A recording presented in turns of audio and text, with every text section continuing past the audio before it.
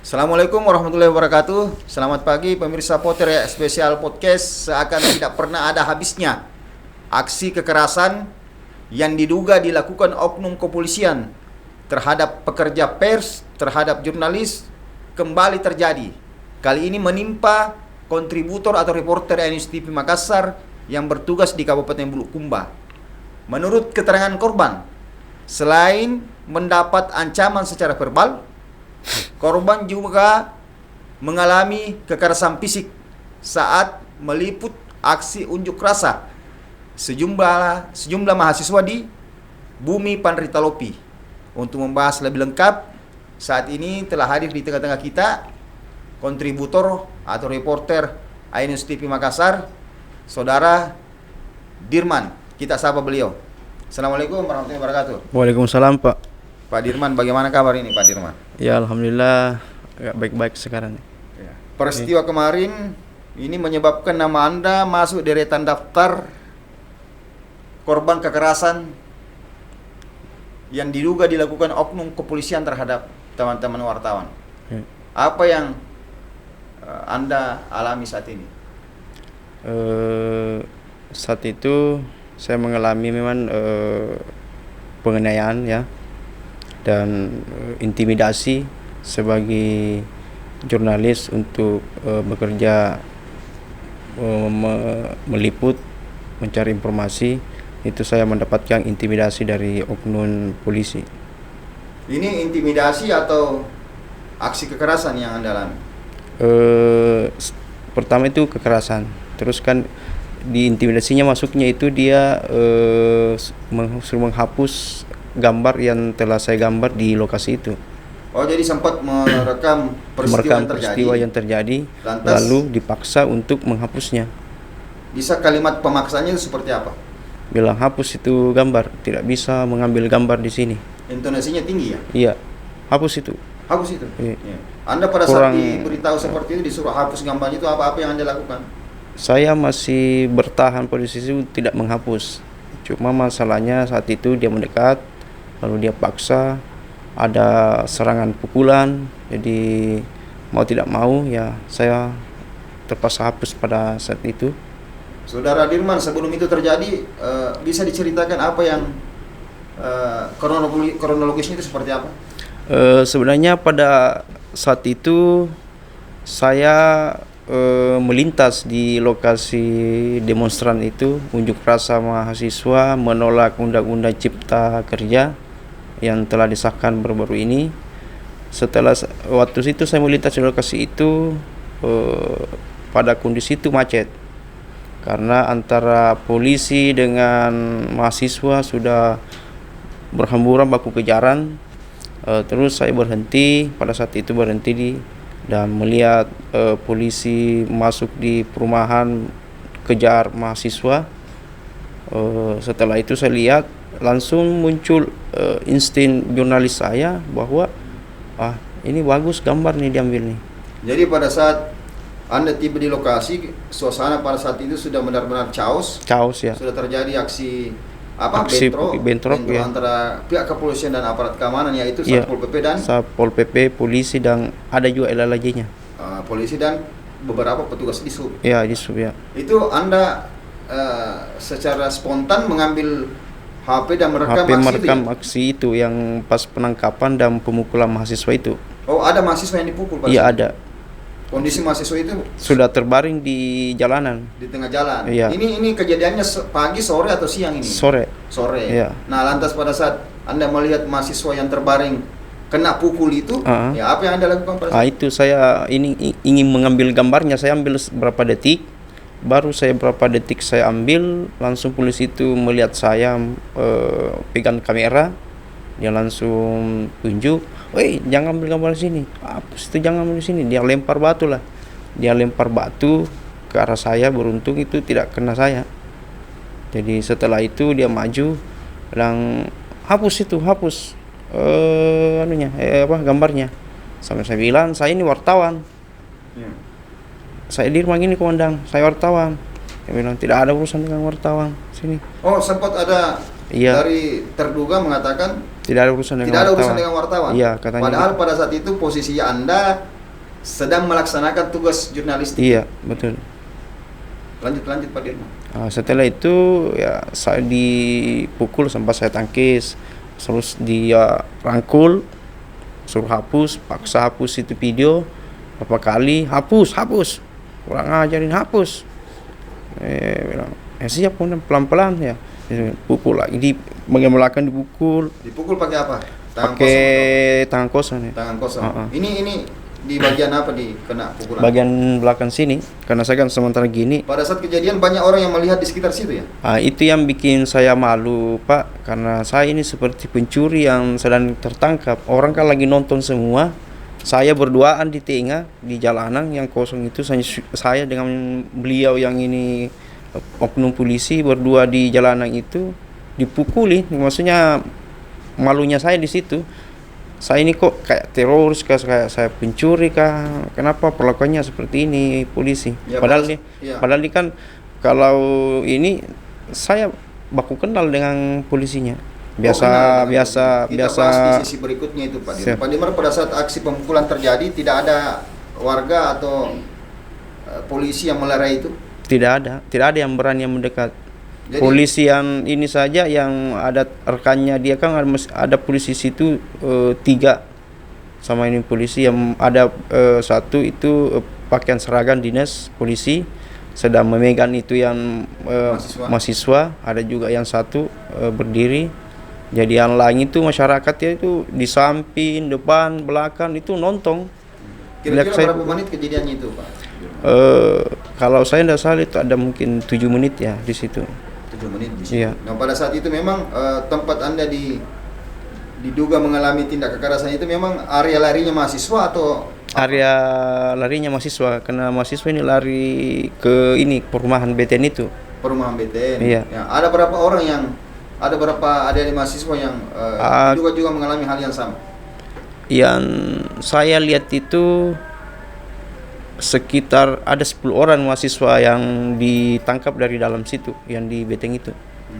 Iya. Ada 10 orang? Ada. Kurang lebih 10 orang. Iya. Nah, pada saat Anda menghapus gambar yang Anda rekam? Saya hapus karena Dihapus karena apa? Karena dipaksa. takut atau Iya, karena ditekan dan dipaksa. dipukul juga? Karena apalagi tangan saya dipegang untuk pencet itu tombol hapusnya. Dan itu pada saat itu juga beriringan dengan aksi kekerasan fisik ya? Iya, beriringan. Apalagi yang Anda alami? Katanya Anda ditodong pistol, apa benar itu? Saat itu saya bilang ini sudah kekerasan ini, karena dipukul terus, saya sudah hapus masih dipukul ya. Anda mengatakan ke pelaku seperti itu? Tapi dia acungkan pistolnya, langsung saya nunduk begini. Saya takutnya ya sasaran kepala kan Wianto, jadi saya tunduk begini. Ya siap komandan, saya itu aja. Apalagi kan kita ini sudah gimana ya, sudah trauma kalau kan, maksudnya langsung fisiknya langsung turun pas digituin begitu. Jadi dengan terpaksa menghapus karya jurnalistik Anda pada saat itu ya. Nah, setelah menghapus apa yang dilakukan si terduga pelaku ini? Dia suruh pulang, terus dia bilang pulang. Kalau ambil lagi gambar awas ya. Jadi saya pulang, terus ada di samping itu ibu-ibu juga mungkin merekam apa kata bagaimana. Saya dengar dimarahi juga. Kamu tadi ambil gambar kah? Kalau ambil gambar situ hapus juga. Ya begitu dia. Jadi memang kesannya si terduga pelaku ini arogan dan tidak ada ruang komunikasi yang dia berikan. Tidak ada memang kayak dia Polri itu presisi humanis itu tidak ada lagi yang seperti itu. Hilang sisi humanisnya. Iya, hilang. Ya. Pak Dirman, kita akan bahas soal Anda kenal sosok terduga pelaku ini. Apa benar Anda kenal itu? Saya kenal. Kenal di mana Pak? Saya sering nongkrong dia sama di warung kopi, ngopi sama. Saya sama ngopi. Si pelaku ini tahu Anda seorang jurnalis? Iya pasti dia tahu karena Pasti saya kan. tahu. Anda bisa pastikan itu ya? Iya. Tapi entahlah kalau dia mungkin tidak mau mengaku atau bagaimana, yang jelasnya kalau saya nongkrong sama dia, taunya saya wartawan. Berarti kalau seperti itu dalam kondisi sadar terduga pelaku ini melakukan tindak kekerasan terhadap seorang jurnalis yang melaksanakan tugas peliputan ya? Iya. Anda yakin dengan seperti itu ya? Ya, saya yakin dengan itu. Kecuali kalau dia menyangkal tidak kenal saya. Ya. Yang pasca peristiwa itu terjadi, pasca pemukulan itu terjadi, apa yang Anda lakukan kita akan bahas setelah iklan pariwara berikut ini.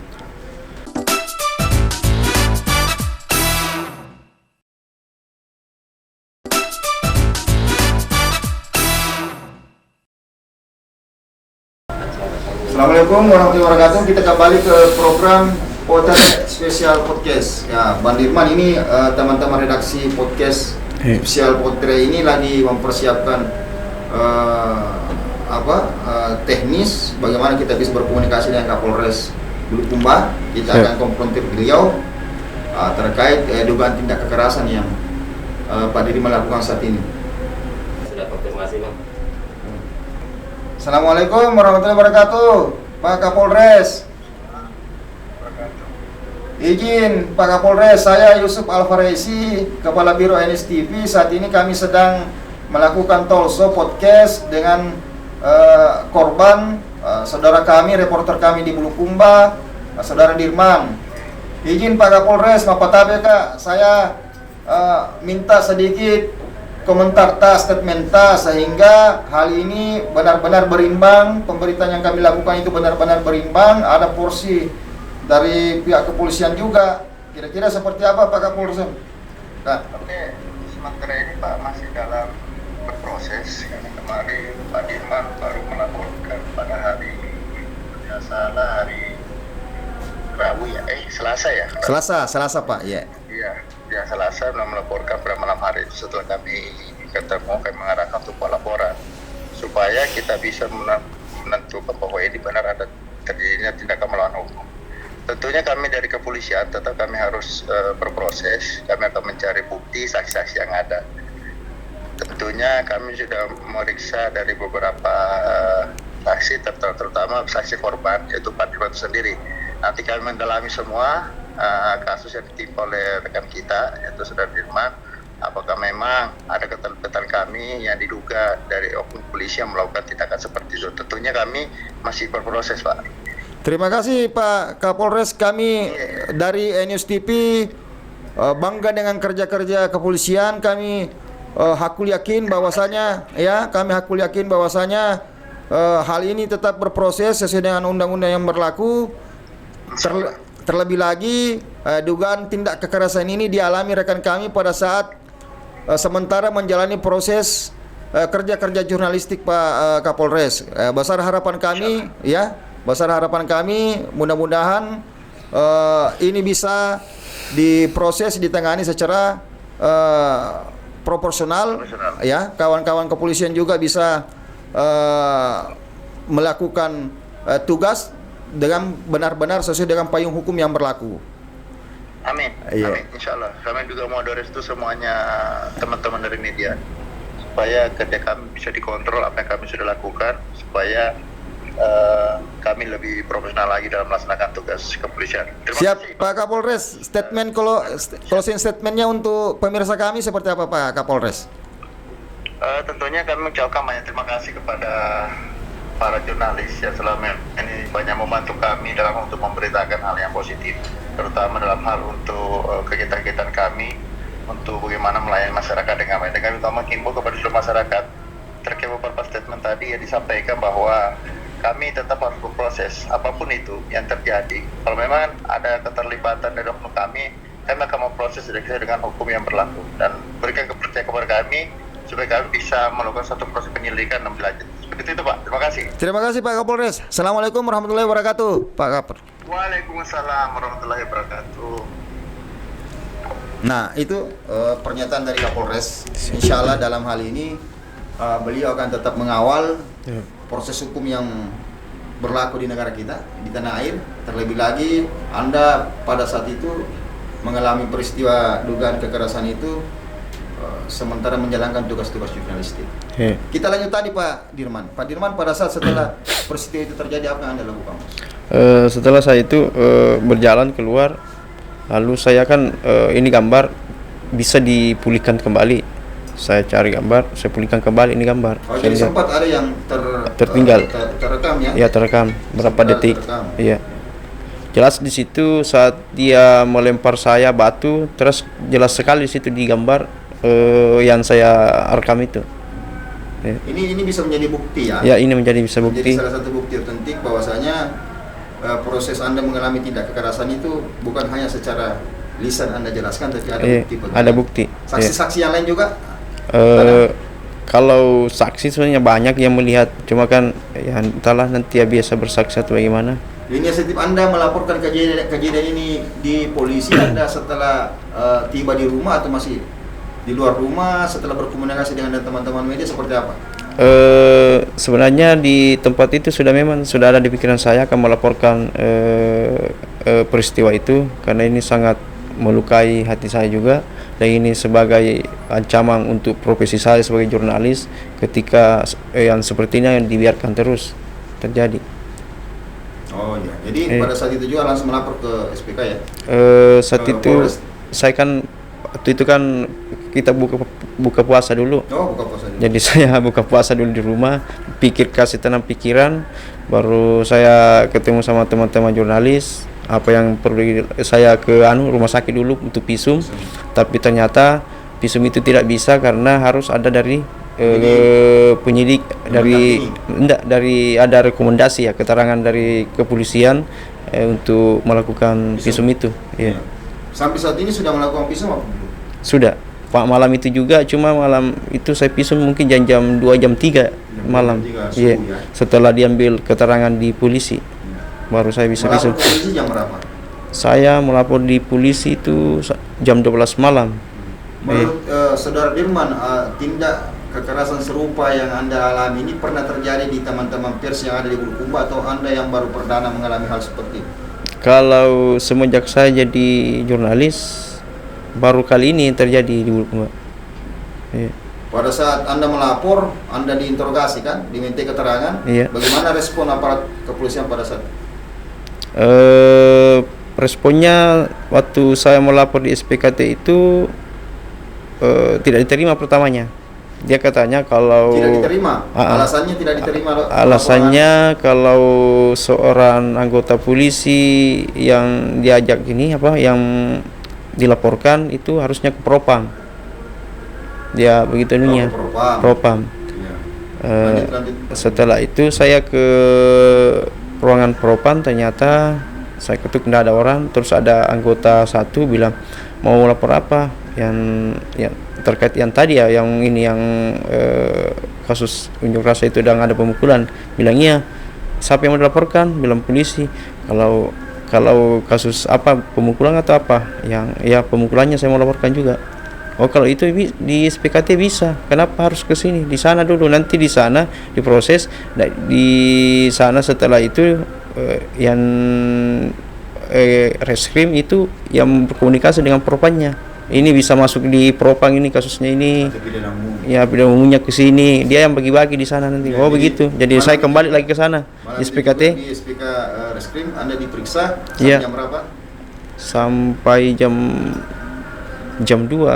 Saya mau tahu Pak Dirman, dalam proses Anda diperiksa hingga Anda kembali datang ke Makassar, kira-kira ada tidak upaya-upaya tanda kutip ini, upaya-upaya X yang dilakukan oknum kepolisian atau teman-teman polisi agar supaya kasus ini tidak melebar kemana-mana? Saya ingin tahu jawabannya setelah iklan peribaruan berikut ini.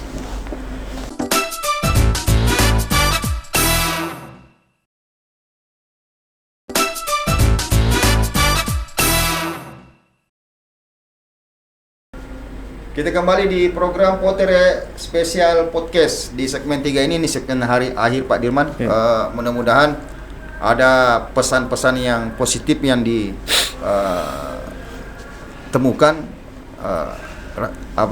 pemirsa kami setelah menonton tayangan podcast kita kali ini ya. Pak Dirman, saya tanya singkat pertanyaan saya ini Pak Dirman. Apa ada upaya yang mendamaikan? Entah itu dari tokoh masyarakat, dari kepolisian itu sendiri atau dari pihak-pihak lain sehingga kasus ini bisa diredam. Anda merasakan ada upaya seperti itu atau apa? Sebenarnya yang saya temukan yang komunikasi ini mungkin kayak Pak Kapolres itu datang ke saya, menemui saya sebagai bentuk perhatiannya, dan beliau minta agar antara Polri dengan media itu tidak ada diskomunikasi kayak begitu. Terus juga ada kemarin nelpon mungkin pihak keluarga pelaku atau bagaimana, apakah tidak ada jalan yang baik yang bisa ditempuh selain untuk melaporkan ini. Dan saya bilang tetap saya lanjutkan untuk laporan saya, biarkan proses hukum yang menentukan hasilnya nanti. Jadi Anda tetap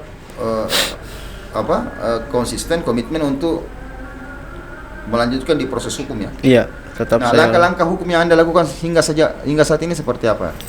Saya kan sudah resmi melaporkan di Polres Bulukumba. Resmi melaporkan di Polres Bulukumba. Masih ada lagi? Saya rencana mungkin akan melaporkan di Propam Polda. Nah, sebelum itu kan saya dengar kabar dikawal sama teman-teman Lembaga Bantuan Hukum Pers ya. Iya, saya kebetulan sudah sebentar mungkin saya akan tanda tangan kuasa di LBH Pers Makassar untuk mengawal ini. Ya, mengawal kasus saya. Nah, dari teman-teman jurnalistik sendiri yang wadah-wadah wartawan, yang organisasi kewartawanan yang ada di Makassar ini seperti apa responnya? Alhamdulillah semalam berapa organisasi ketemu, ada 4 kalau tidak salah, ada AJI, GTI, PJTI apa itu ya? PJI ya. PJI. Ya. Dia siap koalisi untuk mendampingi kasus saya ini. Yeah. Kita berharap seperti itu karena kerja-kerja jurnalistik ini kan diakui dan dilindungi oleh undang-undang, diakui dan dilindungi oleh negara sesuai dengan apa yang tertera dalam Undang-Undang Nomor 40 Tahun 99 ya, Undang-Undang Pers itu. Jelas bagaimana aktivitas pers itu, apa yang manakah yang dimaksud kategori pers apa dan sebagainya, itu kan diatur dalam undang-undang itu.